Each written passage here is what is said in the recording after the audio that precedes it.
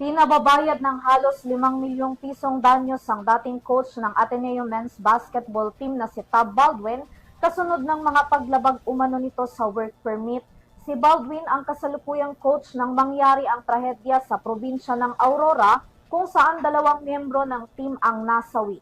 Tungayan ang aking report.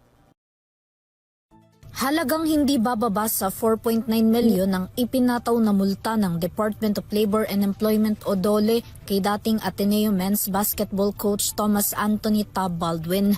Ito'y matapos mapatunayan ng DOLE ang pagtatrabaho ni Baldwin sa Ateneo de Manila University mula December 1, 2015 hanggang September 2016 nang walang Alien Employment Permit o AEP dahilan para sa kanyang multa na 10,000 pesos. Biguri ng dating coach na makakuha ng kinakailangang Certificate of Exemption para sa kanyang sumunod na trabaho kung saan mula February 10, 2025 hanggang June 15, 2026, 10,000 pesos ang kaukulang multa na babayaran nito kada araw kaya't sa loob ng 490 days, umabot ito sa 4.9 million pesos.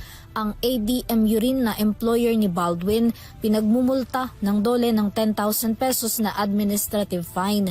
Nilinaw naman ng Labor Department na jointly at solidarily liable si Baldwin at ang ADMU sa pagbabayad ng multang 4.9 million pesos. Ipinapaubaya naman na ng ahensya ang pagbuo ng summary deportation proceeding ng dating coach sa Bureau of Immigration.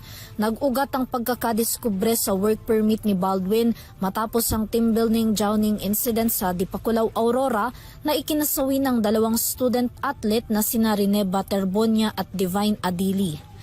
Para sa EuroTV News, Vanessa Cleofas, sumasaludo sa bawat Pilipino.